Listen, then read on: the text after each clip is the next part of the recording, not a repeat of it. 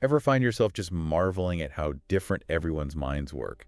Like, no two are exactly alike, right? It's incredible. Today, we're really diving deep into that whole concept, the amazing spectrum of the human mind. Yeah. We'll be exploring stories about people with autism, savantism, all these unique ways our brains experience the world. It's all about neurodiversity. It challenges us to rethink those old ideas of what's normal, appreciate all the different ways people experience and interact with the world. And a great place to start is with a story that really flips those assumptions on their head. Meet Vaughn. He's a renowned hand surgeon. Wow. About to retire. But get this, at 63 years old, he discovers he's autistic and has savantism. At 63, that's quite a revelation. It just goes to show our self-understanding is a journey, not a destination.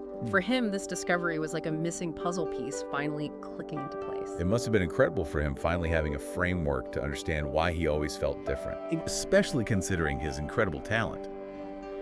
You see, Vaughn can visualize the human body in such vivid detail. Really? He once described hands as galvanizing sparks and irrigating scarlet threads. I mean, that's how three-dimensional his perception is. Wow, that's amazing. This ability to experience the world in such a unique way is a real hallmark of how some people with savantism perceive reality. It's like this intersection of neurological differences where, sure, there might be challenges in certain areas, but then bam, exceptional abilities in others. And for Vaughn, his meticulous nature, that incredible visualization, it obviously played a huge role in his success as a surgeon. Absolutely. But as you said, these neurological differences often come with challenges. Vaughn often felt out of sync in social situations. Like, he even noticed how his Welsh family's mannerisms, when they moved to England, people thought it was funny, but it was just how they were. That's so common, though, that feeling of not quite fitting in, like you're missing some social cue that everyone else seems to get. It's something so many autistic individuals describe. Right. And it reminds us that neurodiversity isn't about not wanting to connect. It's about processing those social signals differently. It makes you realize how much we depend on unspoken rules, subtle cues. We navigate those social interactions without even realizing it. Exactly. And when those cues are misunderstood, it can lead to these situations that really highlight just how differently our minds can work. Take Kana, for instance. She's a young autistic researcher. We'll hear more about her later. But one time, she was told to wait outside a shop. Simple enough, right? Right. Well, she took the instruction, literally stood out there in the pouring rain. Oh, wow. Yeah. That really shows how important clear communication and understanding are, especially when you're interacting with someone who might process information differently. Absolutely. What one person considers common sense, someone with autism might interpret very literally. Right. And speaking of experiencing the world differently, Kana's story also shines a light on something else: sensory overload. Oh yeah, sensory sensitivities are a core part of autism. Bright lights, loud noises, certain textures, things that others might not even register can be incredibly distracting or even painful for some people on the spectrum. Yeah, Kana talks about this struggle with sensory overload at her workplace in London. This big building with maze-like corridors, constant noise, no air conditioning. It was a huge source of anxiety for her. It makes you realize how important it is to create spaces that are more inclusive, more sensory aware. Something as small as the hum of fluorescent lights can be a major distraction for someone with autism. It really does make you appreciate the challenges people with sensory sensitivities face every single day.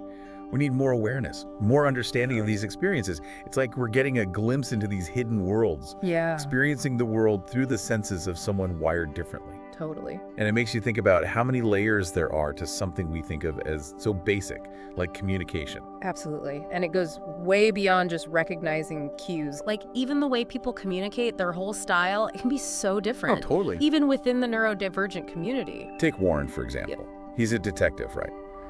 But not your typical detective. Okay. This guy has an almost unbelievable memory. Really? Dates, times, little details from crime scenes. Wow. It's like his brain's a steel trap, nothing gets out, every piece of information. That's wild. So he excels in that area, demands logic, patterns. Exactly. But then when it comes to those everyday social interactions, the nuances, the stuff most of us just do without thinking, right. He might totally miss those. It's like, does his amazing memory, that way he sees patterns, make those social cues harder to pick up on? That's the question, isn't it? Right. Researchers are still trying to figure that out. Yeah. It's possible that when the brain really focuses on certain cognitive strengths, in his case, memory, patterns, maybe other areas like social processing, Yeah. the neural pathways there aren't as developed, Wow. So it's like the brain's prioritizing. Could be, could be. Wow. And speaking of processing information differently, we got to talk about Naoi's Oh my goodness. aspiring writer. But her relationship with language, totally unique. How so? She's one of those people, words aren't just words for her, They have weight, texture, almost like she can touch them. Wow, that's fascinating. It's like language is almost a physical experience for her. Exactly. And get this, she used to hate the word porridge. Couldn't stand it. With porridge. But it wasn't until she saw it in a dictionary, totally out of context, just the word itself, Interesting. that it became neutral for her. So the context, the associations, Yeah. they were making a huge difference. Huge. I mean, for someone like Naoi's, a word isn't just what's in the dictionary, right? Right. It's all the memories, feelings, even sensory stuff tied up with it. Absolutely. It's about that whole web of associations we build that make up our own personal understanding of the world. Exactly. Which brings us to another intriguing character, Cedric, the mathematician. Okay. But what always stood out to me wasn't his math. It was his style specifically. The spider brooches he always wore. Oh yeah, those are kind of his trademark. Never explain their meaning either. Never. And that's what I find so fascinating. He's a mathematician, right? Logic, precision. Right. But then he chooses this symbol that's open to, like, a million interpretations. It's true. Very interesting choice. Was it deliberate, you think, to make people curious? Or maybe to Yeah. stand out in a field that's, not really known for embracing the unusual? It's possible. Maybe for him, those brooches were a way to express a side of himself that went beyond the whole numbers and equations thing. Right.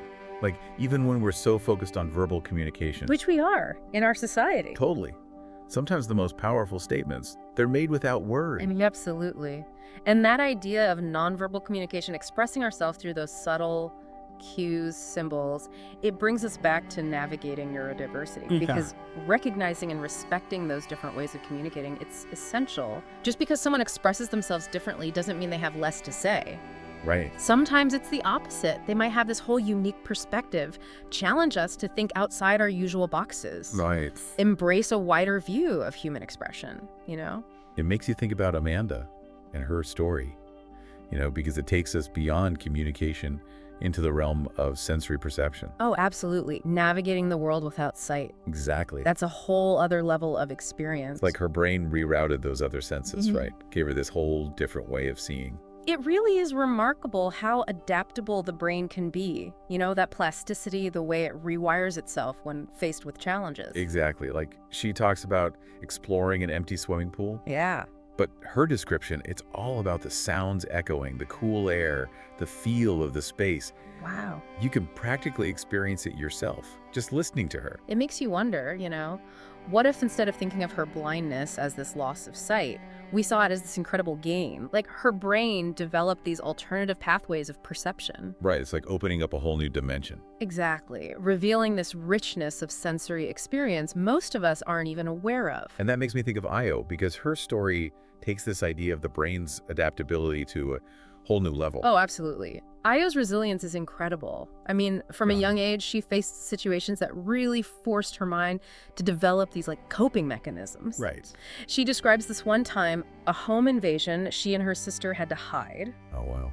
And instead of panicking, her mind just went to this place of intense focus. Wow. Almost like a form of self-preservation. Like instinct took over. Yeah, exactly. Her brain shutting out the chaos, creating this haven of concentration. And then later on, that same focus, she channels it into engineering, her passion. It's amazing, isn't it? And it's interesting, she talks about finding inspiration in figures like Nikola Tesla, Yeah. the inventor, known for his eccentricities, unconventional thinking. Right, right. And she saw a kindred spirit in him. I love that. Finding those connections. Someone who defied expectations, pushed the boundaries of what's possible. It reminds us that different isn't just okay, it's extraordinary. Absolutely. And that brings us back to Kana, Yeah. because her journey really highlights the power of self-discovery, of finding your people. Your tribe. Exactly. Through therapy, she came to understand her autism more deeply, developed these strategies for navigating a world that isn't always designed with neurodiversity in mind. Right. And then in ballet, she found that form of expression that transcended words, that connection with others through shared passion, through movement. It's like a lifeline, finding your passion. Yeah. Like it allows you to be seen, understood for who you really are. Yes, exactly. And ultimately, all these stories, they remind us that the human experience, it's not one size fits all. Not at all. It's this tapestry of infinite variations. I love that. There's no right way to think, to learn, to be in the world.